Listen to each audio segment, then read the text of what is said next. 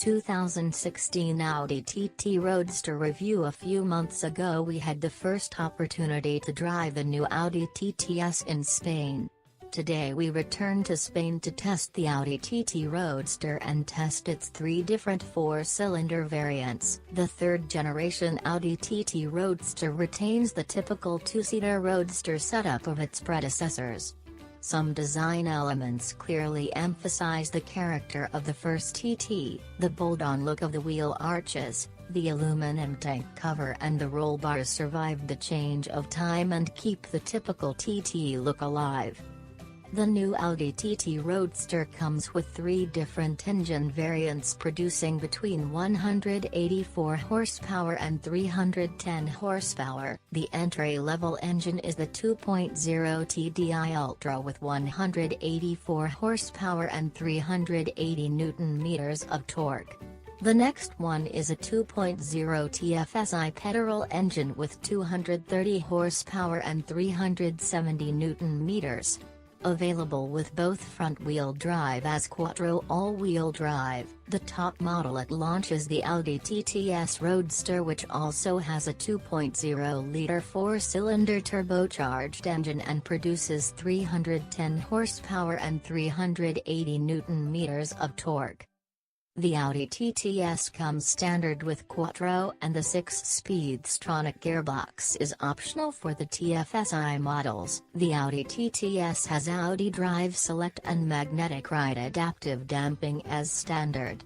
Matrix LED headlights are optional on all TT Roadsters.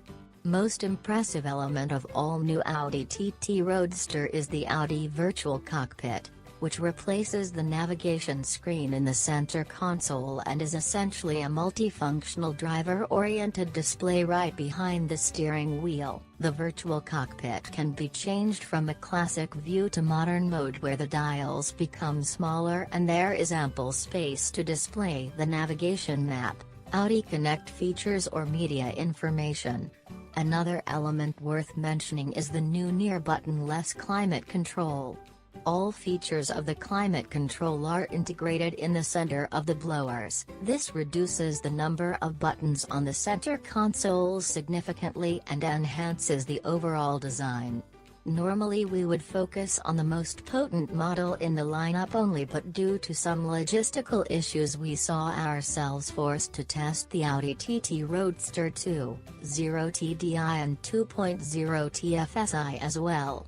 About the manual TT Roadster with 2.0 TDI engine we can be very short.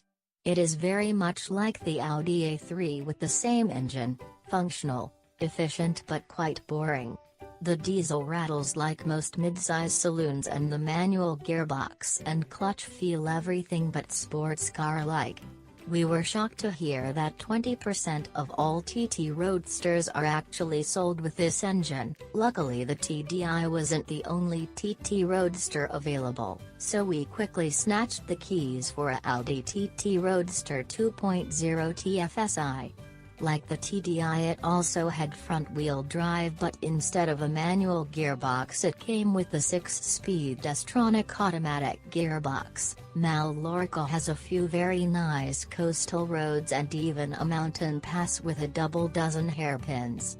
As we steered the petrol TT Roadster, a small smile began to appear on my face. The TT Roadster has quite stiff suspension and a fairly low center of gravity, and man does it corner well.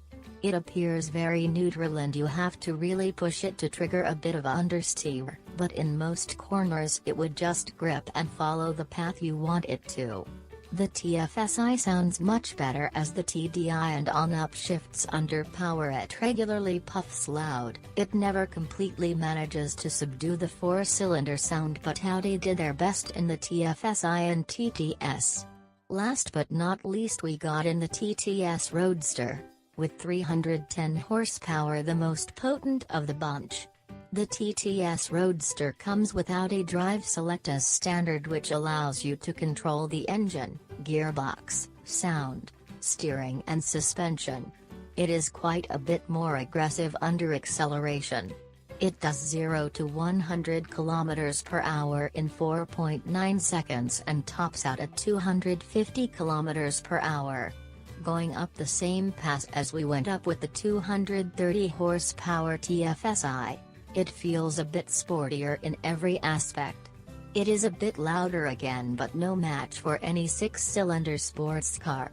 Its escape setting allows for a bit more sliding, but it lacks a major wow. Interior-wise, the sport seats offer enough support and the air scarf is a nice touch to keep warm on a winter's day. The top opens electrically in less than 10 seconds up to 50 km per hour. Although the TT Roadster TFSI and TTS are more engaging as its TDI counterpart, it also has a few weaknesses. The escape is set extremely safe on the 230 horsepower TFSI, which means that with escape on it will cut power until you are out of the corner completely and the steering wheel is straight again. The escape behavior is a bit unnecessary with a front-wheel drive car and a sign that the new TT Roadster tries to be everybody's friend. Another weakness are the brakes. As we experienced with the Audi S3 sedan and TTS coupe as well, they are prone to severe and quick overheating. The Audi TT Roadster has the coolest interior of any car in its class and is fun to drive, but would we go for the TTS?